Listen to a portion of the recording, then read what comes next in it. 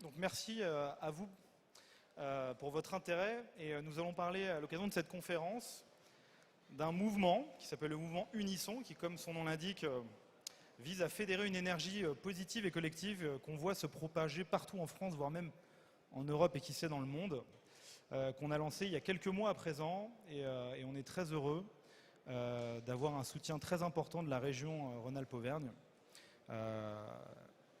Donc on va vous parler de ce mouvement Unisson. Alors d'abord, quelques éléments de contexte. On vit une période assez incroyable, puisqu'il ne vous a pas échappé que les signes du destin sur les enjeux de transformation du secteur du bâtiment sont assez nombreux. On a vécu une pénurie de matériaux qui nous invite à reconsidérer la localité et les stratégies d'approvisionnement en matériaux, et puis les boucles de circularité qui peuvent être mises en œuvre. On vit aussi une pénurie de l'énergie, puis une inflation très importante. Tout ça vient lourdement percuter un certain nombre d'intuitions qu'on a depuis 40 ans, parce que ça ne date pas d'hier, les PowerPoint où on se raconte qu'on a envie de faire de l'efficacité énergétique et du bas carbone. Enfin, bas carbone peut-être un peu si quand même. Et donc collectivement, sur l'ensemble de la chaîne de valeur de la construction et de l'immobilier, on voit les gens se former pour apprendre de nouvelles solutions. Et plus que de nouvelles solutions, plus qu'un empilement de nouvelles solutions, c'est une véritable nouvelle architecture qu'on est collectivement en train d'écrire. Voilà, ça c'est le constat duquel nous sommes partis. Et on a eu la très forte envie, avec un certain nombre de fondateurs et de soutiens, de tout simplement souffler sur les braises de cette transformation que vit l'industrie immobilière, avec le mouvement Unisson. Donc voilà, Unisson, c'est une histoire de braise et d'accélération qu'on va vous raconter aujourd'hui. Alors avoir à l'esprit que l'objectif du mouvement Unisson, comme son nom l'indique, est d'impulser un mouvement en explorant des solutions, et donc en valorisant l'intelligence collective, pour reconstruire ensemble une nouvelle architecture à l'aune du bas carbone et du vivant. Ce que vous faites tous d'ores et déjà, j'ai eu l'occasion d'assister à un certain nombre de conférences où tout le monde est déjà, c'est la prose de Monsieur Jourdain, on est tous collectivement à l'aune du bas carbone et du vivant, en train de réinventer une nouvelle architecture. Puis on a d'ailleurs la chance d'être dans un lieu tout à fait incroyable aujourd'hui, donc je le salue au passage. Le deuxième objectif, c'est l'inspiration.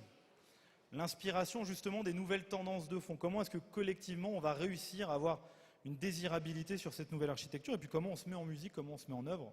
Et puis enfin, rassembler, voilà, c'est un mot qui va beaucoup revenir. Vous avez compris qu'on a appelé le mouvement Unisson, parce qu'on est parti d'un constat assez simple, c'est que c'est un travail d'équipe et que c'est très dur, mais que quand on le fait ensemble, ça devient beaucoup plus simple. Et on aura l'occasion d'en reparler dans quelques instants. Ce mouvement est itinérant par essence, c'est-à-dire que notre ambition est de faire le tour de France, voire de nous connecter à l'Europe, puisque l'IFPEP que je représente aujourd'hui est partenaire d'une initiative européenne qui s'appelle le New European Bauhaus, qui est une volonté de la Commission européenne d'accélérer la désirabilité de la transition environnementale par un mouvement similaire à ce qu'a été le Bauhaus jadis. On a ici des architectes qui sauront mieux le raconter que moi, donc je vais essayer d'éviter de raconter des bêtises. Et donc ce tour de France qu'on a l'intention de faire pour accélérer justement cette nouvelle architecture, on est très heureux aujourd'hui d'avoir un soutien assez fort de la région, et ça on en reparlera dans quelques instants. Il y a un certain nombre d'outils qui sont en train d'être développés dans le cadre de ce mouvement, en l'occurrence un manifeste dans lequel on a pris le temps avec l'ensemble des fondateurs de la démarche d'écrire l'intention qui est la nôtre, qu'on va décrire aujourd'hui, et puis un ou plusieurs courts-métrages. On va voir notamment un petit teasing d'une vidéo qu'on est en train de réaliser, un livre, on est en train d'écrire un livre, on raconte une histoire collective qu'on est tous en train de vivre, des conférences comme on fait aujourd'hui, et puis aussi des ateliers qu'on fait dans les maisons d'architecture un peu partout en France. Et donc on est très heureux de vous dire qu'on a la ferme intention de revenir très très vite à Lyon pour travailler avec tous nos camarades qui rejoignent le mouvement au fur et à mesure au fil de l'eau. Je vous propose de visionner un petit teasing du film qu'on est en train de réaliser. Le monde construit est la plus grande trace visible de l'humanité.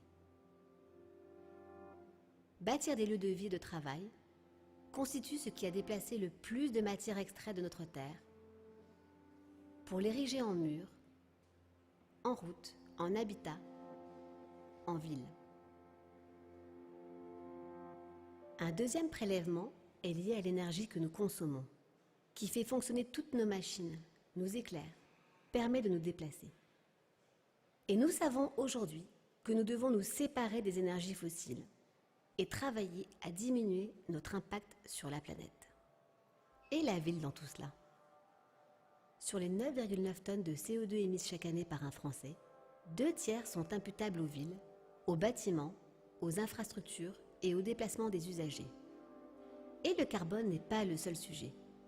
À titre d'exemple, en France, le secteur du bâtiment produit à lui seul 40 millions de tonnes de déchets dont moins de 1% sont réemployés. C'est dire si la ville est importante dans un futur durable. Elle est le lieu de rencontre de 70% de la population et d'une énorme frange de l'activité économique. En France, une réglementation environnementale des bâtiments neufs, la RE 2020, et un ensemble des réglementations comme le plan de rénovation énergétique de 2021 viennent renforcer la lutte contre le réchauffement climatique et la diminution de l'impact environnemental de la ville. La stratégie nationale bas carbone fixe aux bâtiments un objectif de réduction d'émissions de gaz à effet de serre de 49% entre 2015 et 2030 afin d'atteindre une décarbonation complète en 2050. En traduction, la RE 2020 accélère la décarbonation de la filière de la construction pour réduire les émissions de gaz à effet de serre. Ses priorités sont diminuer les émissions de gaz à effet de serre des bâtiments neufs ou réhabilités en prenant en compte l'ensemble des émissions du bâtiment tout au long de son cycle de vie. Poursuivre l'amélioration de la performance énergétique et la baisse de la consommation des bâtiments. Enfin, garantir aux habitants que leur logement est adapté aux conditions climatiques futures. Si la manière dont est conçue la ville a un large impact, une ville prenant en compte les cycles de vie, du vivant, les paysages, une ville mesurant ses postes d'émissions carbone, une ville consommant moins et mieux l'énergie, les matériaux et plus globalement les ressources naturelles, une ville dans laquelle on se sent bien et grâce à laquelle nos modes de vie changent, une ville conçue pour durer, dans laquelle technique et beauté architecturale s'allient, peut tout changer. Ce projet documentaire a pour ambition de présenter des exemples architecturaux concrets qui mettent dès aujourd'hui en lumière cette ville vers laquelle nous tendons. Et c'est pourquoi le mouvement Unisson a vu le jour, pour mettre architectes, paysagistes, urbanistes et tous les métiers de la conception au cœur de cette nouvelle démarche. Car ils sont les chefs d'orchestre d'un monde plus vivable et plus soutenable.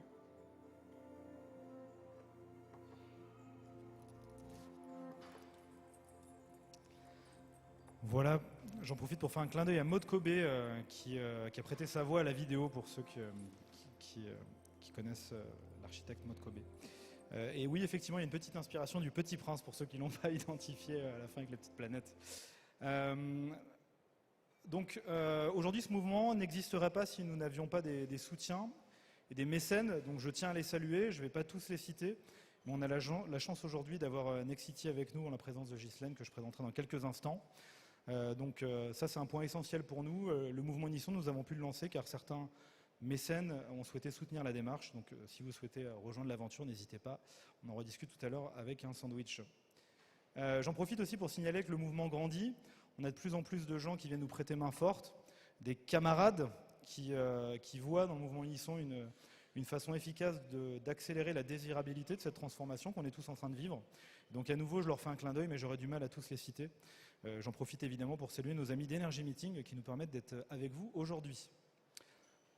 Je salue l'ensemble des fondateurs, des initiateurs de la démarche. J'en profite pour faire un coucou à Dominique Boré, qui est présidente d'honneur de la Maison d'Architecture, qui incarne à elle seule le mouvement Unisson. Donc je la salue, et puis je salue évidemment aussi l'ensemble des acteurs que vous pouvez voir ici. Et je ne peux que les saluer, car je n'ai pas le temps de tous les citer. Et on vous propose à présent une table ronde avec trois personnes tout à fait importantes qui incarnent en fait la volonté et l'ADN du mouvement Unisson, puisqu'on accueille aujourd'hui donc Ghislaine Seguin, qui est directrice générale adjointe en charge de l'immobilier d'entreprise chez Nexity, Martin Duplantier, qui est président de l'association AMO, il va nous en toucher quelques mots dans quelques instants, et Émeric Bemer, qui est chef de projet en qualité environnementale du bâtiment chez Patriarche. Merci à vous d'être avec nous, et quelle meilleure façon de parler d'Unisson que vous donner la parole, très simplement. Et je commencerai peut-être par Ghislaine. Ghislaine, Nexity est un éminent soutien de la démarche Unisson. Donc peut-être la question icebreaker, pourquoi est-ce que Nexity a souhaité soutenir cette démarche Unisson qu'on vient de présenter ? Je crois qu'on a vu dans le documentaire, ça illustrait parfaitement comme notre secteur d'activité impacte le carbone sur la planète, comme on a des enjeux environnementaux. Chez Nexity, ça fait très longtemps qu'on s'intéresse au bas carbone, puisqu'on a déjà 15 ans d'expérience dans la construction bois. Donc c'est vraiment le vecteur qui nous a permis de rentrer dans cette démarche. On l'a appliqué d'abord à l'immobilier tertiaire, puis à l'immobilier résidentiel. Aujourd'hui, moi je m'occupe de l'immobilier d'entreprise en région. Et sur nos opérations, la majeure partie est construite en bois. Donc on s'inscrit vraiment dans cette logique bas carbone. Maintenant, il y a d'autres enjeux, parce qu'il y a le bas carbone, il y a aussi la maîtrise de l'énergie. Là aussi, on travaille sur des projets qui sont innovants. On a gagné un concours à Lyon Confluence l'année dernière, en 2021.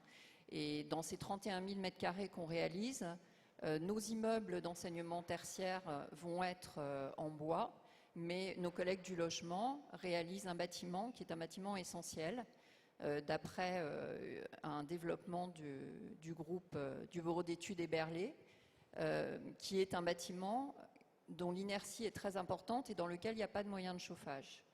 Donc, toutes ces innovations, Nexity entend les soutenir et continuer à les développer parce que il faut aller vers du bas carbone, il faut aller vers de la maîtrise de l'énergie, mais il faut aussi que ça reste dans des solutions qui sont réalistes et qui sont abordables. Et ça, c'est un point qui est très important pour nous. Quand on dit ça, on sait bien que dans notre métier, on ne fait rien seul. Notre métier, ce n'est qu'un travail de coordination d'ensembliers avec tous nos architectes, nos entreprises, tous nos bureaux d'études. Donc ça nous paraissait extrêmement important et très intéressant de pouvoir rejoindre Unisson pour aller vers cette innovation et une innovation qui soit collaborative, où on écoute chacun apporte son expertise. Nous, on a une expertise en termes de construction bas carbone depuis plusieurs années. On a encore envie de la faire évoluer et on est ravis de pouvoir confronter nos idées et ensemble de pouvoir aller vers cet objectif de la RE 2020 qui en plus va aller en sifflet puisqu'il y a plusieurs paliers.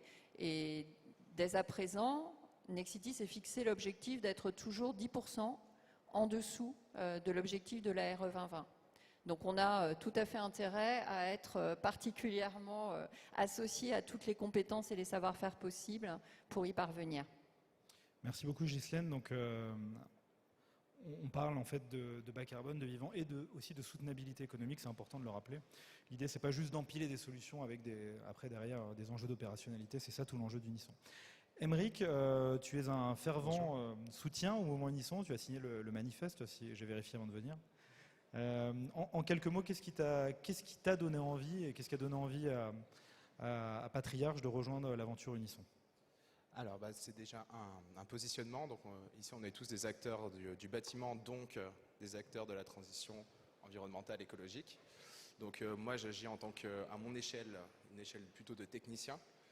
Donc, j'ai un profil hybride ingénieur-architecte. J'ai été formé chez Franck Boutet à Paris pendant 3 années. Et là, ça fait 3 années que je développe un pôle environnemental au sein de l'agence Patriarche.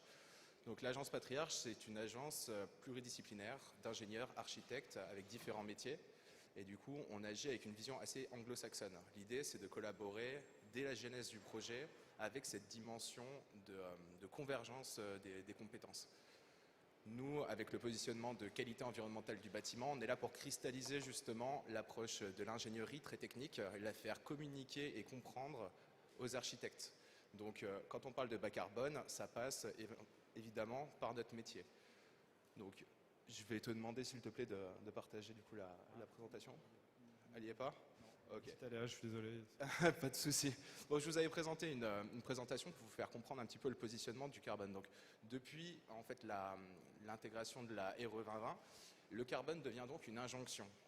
Une injonction qui a la même portée que la thermique. Donc, pendant 50 ans, on a travaillé depuis le choc pétrolier, le premier choc pétrolier de 73, on a travaillé sur le sujet de l'énergie parce qu'on s'est rendu compte qu'on était des monstres pour l'environnement. Ça fait 50 ans qu'on travaille sur ces sujets-là. On arrive à un point où cet indicateur qui est monocritère, qui était l'énergétique, arrive du coup à son aboutissement. On n'arrive plus à faire des bâtiments autant performants. Maintenant, avec la RE 2020, on arrive à avoir une vision du coup qui est multi-critère, avec l'énergie, le carbone, le confort.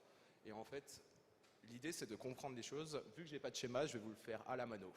Donc, on a 2 ambitions sur un projet. Pour parler du carbone, ça va être l'ambition, du coup, économique. Donc, économique et une ambition maintenant environnementale. C'est comme ça qu'on a travaillé ces 15 dernières années. Et en fait, quand on arrive à l'aboutissement des 2 ambitions, on a un équilibre qui est du coup faisable, idéal et souhaitable. L'économie et l'environnement. Le problème, c'est qu'on a un rapport de force qui est faisable aujourd'hui depuis 20 ans, qui est que l'économie empiète via un rapport de force sur l'environnement, donc l'environnement doit faire des compromis. Donc c'était faisable. Maintenant, avec l'intégration du carbone, le carbone devient un espèce de pavé, une masse qui vient appuyer, qui est entre justement ces deux ambitions-là. Et en fait, ce carbone prend de la place. Donc en fait, maintenant on se retrouve sur des projets où on doit faire des compromis et sur l'aspect environnemental et sur l'aspect économique. Économique pourquoi? Parce qu'on peut plus faire des bâtiments bas carbone avec le même coût initial. Et environnement pourquoi? Parce que si on commence à se positionner sur le carbone, on ne peut plus travailler sur toutes les autres thématiques des bâtiments. Quand on veut avoir une notion environnementale, travailler sur la végétation, sur la récupération des eaux pluviales, sur l'énergie, etc. Et l'idée, c'est de se servir de carbone avec le mouvement Unisson pour le comprendre, essayer de le sensibiliser et non plus que le carbone devienne un rapport de force, mais que ça devienne un rapport de flux. Donc pour ça, on a besoin de le comprendre, on a besoin de travailler avec des ingénieurs, des architectes, avoir des retours d'expérience pour que ça devienne un levier d'optimisation, un facteur différenciant et que ça devienne une vraie source de conception. Merci Aymeric. Malgré l'absence de slide, moi j'ai tout bien compris. Moi je me débrouille, frugal. Merci beaucoup. Martin, toi de ton côté, tu as une double casquette. Est-ce que tu peux nous en dire un peu plus? Et puis du coup, au passage aussi, on est intéressé d'avoir tes attentes et ta vision du mouvement Unisson. Ouais. Oui, donc en effet, moi je préside une association qui s'appelle Architecture et Maître d'ouvrage, qui rassemble au niveau national à peu près 2000 membres, 2000 structures, dont je pense mes voisins font partie, avec des représentations régionales. C'est une association qui rassemble depuis les années 80 des architectes, des maîtres d'ouvrage, publics au début, privés de plus en plus, mais aussi des industriels. Ce qui est intéressant, c'est qu'on essaie de construire une culture architecturale commune. C'est un lieu de dialogue, une plateforme vraiment d'échange. En ces temps de changement de paradigme, ça devient vraiment un outil très, très important pour nous parce qu'on doit tous se désintoxiquer finalement de cette gabegie du XXe siècle où tout était possible, toutes les formes, toutes les couleurs, bref. Donc c'est un vrai travail de fond qu'on essaie de mener ensemble. Et puis par ailleurs, moi il faut bien que je mange aussi à la fin du mois, donc j'ai aussi une agence d'architecture et on travaille notamment sur ces questions du bas carbone, mais pas que, parce qu'en fait, le bas carbone, si on ne regarde la problématique que par cette ornière-là, je pense que dans 5 ans, on va se réveiller avec un petit mal de tête sur d'autres sujets. Donc il faut faire aussi la part des choses, mais la biodiversité, la consommation de l'eau, etc.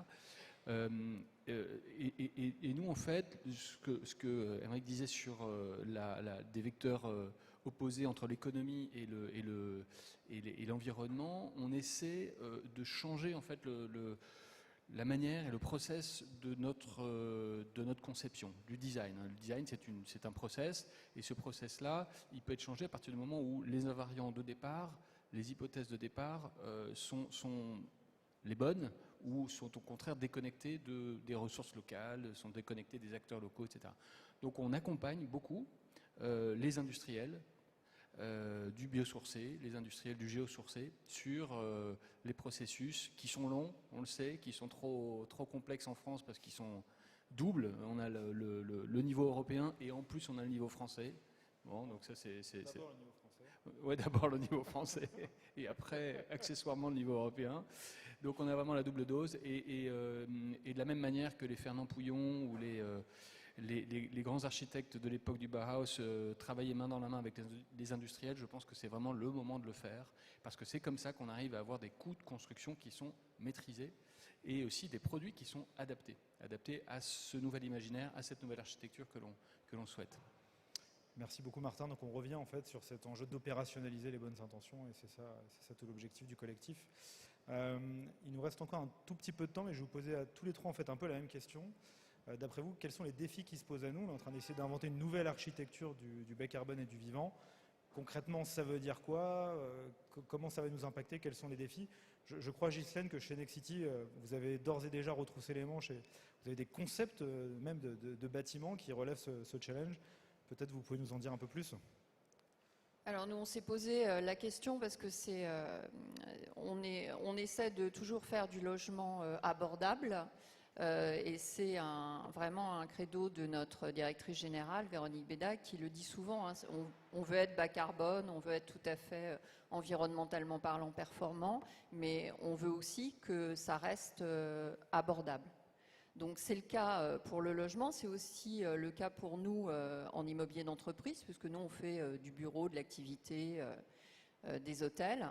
Et on s'est posé la question de savoir comment on pouvait faire une architecture bas carbone dans des villes moyennes où on a des loyers qui sont faibles ou des prix d'acquisition qui sont faibles. Donc on a travaillé en interne avec un architecte partenaire sur un produit immobilier qui fait 1000 mètres carrés. Donc c'est vraiment une petite surface. C'est un produit qui est extrêmement divisible et on l'a conçu en structure bois avec du béton de chanvre. Donc on arrive à être sur une qualification E2C2. Si on ajoute des panneaux photovoltaïques, on peut être E3C2. On est en train de travailler pour aller plus loin parce qu'avec le béton de chanvre, pour l'instant, on peut monter qu'en R+1. Donc on travaille sur un produit où on pourrait monter en R+2. On a pris en charge un ATEX pour le faire. Et ce bâtiment, grâce à la métropole de Lyon et à la ville de Saint-Priest, où nous sommes aménageurs d'une ZAC, on a obtenu un permis de construire pour le réaliser. Donc on va lancer le premier en prototype dès le mois de janvier. Donc c'est rapide à construire, il sera fait dans l'année 2023. Et ça va nous permettre de pouvoir proposer ce bâtiment dans des zones qui ne sont pas des métropoles. On pense pouvoir vendre aux alentours de 2 000 € du mètre carré. Et pour nous, c'est vraiment un vecteur pour implanter de l'activité économique qui soit bas carbone, qui soit environnementalement parlant performante, dans des zones où on n'a pas les moyens de l'Île-de-France ou des métropoles régionales. Merci beaucoup Ghislaine pour cet exemple qui nous montre qu'on est déjà en mouvement en fait. Hein, et l'intérêt d'Unisson, c'est de souffler sur les braises. Rappelons-le. Si mes calculs sont bons, il nous reste encore quelques minutes. Donc je vais poser la même question à Aymeric et à Martin. D'après vous, quels sont les défis qui se posent à notre profession si on veut réinventer cette architecture ? Les défis, ça va être la transition et l'adaptation, notre capacité à nous adapter aussi à ce nouveau vecteur. Donc qu'est-ce que c'est ? On a dit l'intégration du carbone, on parle de bas carbone. Le carbone, c'est avant tout de la matière. Donc quand on travaillait en tant qu'architecte, ces dernières années, on parlait beaucoup d'architecture programmatique. Maintenant, l'arrivée du carbone permet aussi, c'est un facteur qui va permettre aux architectes de se réapproprier la matière, de se réinterroger sur les matériaux, sur l'esthétisme aussi, mais sur le poids. Donc ça permet aux archis de rentrer un petit peu plus dans la définition de leur projet et aussi de comprendre leur impact au niveau planétaire, au niveau du carbone. Surtout qu'on rentre, du coup, on l'a dit, dans une vision avec la COP, la stratégie nationale bas carbone. Donc le mouvement Unisson, c'est avant tout le fait de pouvoir sensibiliser, comprendre, disperser, c'est l'ADN.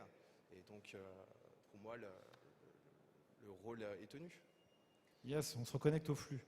Ouais, alors c'est vrai qu'il y a le côté on démocratise, hein, on rend ça accessible, peu cher, on se réapproprie, nous professionnels, maîtres d'œuvre, architectes qui étions quand même, surtout en France, d'obédience beaux-arts, donc très lié à la forme et très peu finalement à la mécanique de la construction. Donc là, c'est vrai qu'il y a un gros travail, un gros défi chez les architectes pour que on se réapproprie toute cette mécanique. Et puis il y a aussi, je l'ai dit moi, sur le côté massification, industrialisation de tout ça.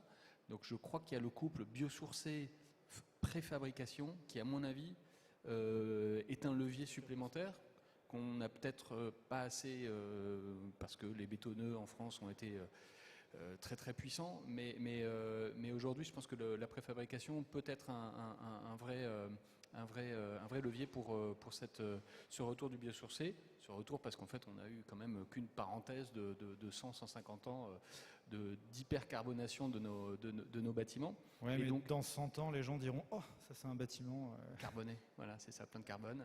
Oh là là. Et donc nous, par exemple, on travaille main dans la main avec une entreprise landaise des Landes qui s'appelle Materup et qui développe un béton, un ciment d'argile donc sans chauffe.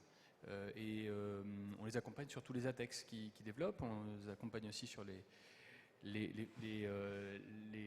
usines qui vont faire un peu partout en France. Et puis je m'étais dit que j'en parlerai au moins une seconde. J'étais il y a 10 jours en Ukraine, et quand je vois le nom du salon d'aujourd'hui, énergie, s'il y a bien un pays aujourd'hui en Europe où l'énergie est un sujet vraiment critique, c'est bien là-bas.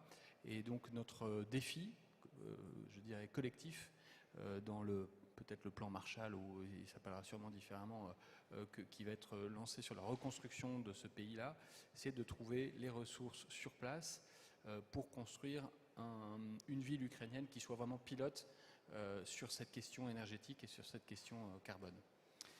On va arriver à la fin de la table ronde. Je tiens à vous remercier assez sincèrement tous les trois, parce que vous incarnez beaucoup les valeurs en fait, d'Unisson. J'espère que vous l'avez ressenti, mais déjà, il y a beaucoup d'humilité dans nos propos. On ne sait pas, voilà, c'est le point de départ de l'aventure, et puis on essaye d'apprendre ensemble et de résoudre les choses. Après, il y a de l'envie aussi. Voilà. Je crois que c'est la lumière qui fait ça, mais on a senti vos yeux pétillants. Et puis après, il y a du concret. Voilà. On n'est pas juste des doux rêveurs, même si parfois on se laisse surprendre à rêver. Mais on a beaucoup parlé de soutenabilité, de choses abordables. En fait, le faire dans la vraie vie, et puis à la fin, dans un bâtiment, accessoirement, il y a des gens, et c'est quand même un peu ça le cœur du sujet. Donc, un grand merci à vous. On arrive à la fin de la présentation du mouvement. Je tiens juste à vous signaler que ce soir à 17h30, on a un certain nombre de camarades, comme je le signalais, qui vont rejoindre le mouvement, dont le CSTB, dont Ville et Aménagement Durable, dont Éco-Cluster Bâtiment de la région, et dont AMO. Martin, si tu me confirmes que tu es bien là ce soir, oui, c'est bon, c'est enregistré. Donc n'hésitez pas à nous rejoindre, puisqu'on a des amis qui viennent nous aider à accélérer encore une fois ce mouvement. Un grand merci pour votre intérêt et votre attention. Je vous propose qu'on s'arrête là, et si le temps nous le permet et nos estomacs le permettent, peut-être peut-on prendre une ou deux questions, je ne sais pas. J'ai l'impression que oui. Donc merci à vous, et on peut prendre quelques questions si vous en avez.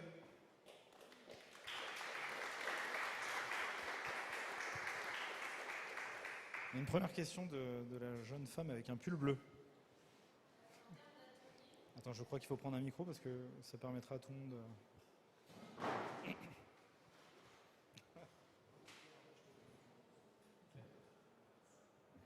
En termes d'ateliers, vous parliez au début des différents formats. Est-ce qu'il y a déjà une sorte de roadmap de ces ateliers de planification, et notamment en Auvergne-Rhône-Alpes avec les maisons de l'architecture, c'est ça? Yes. Excellente question.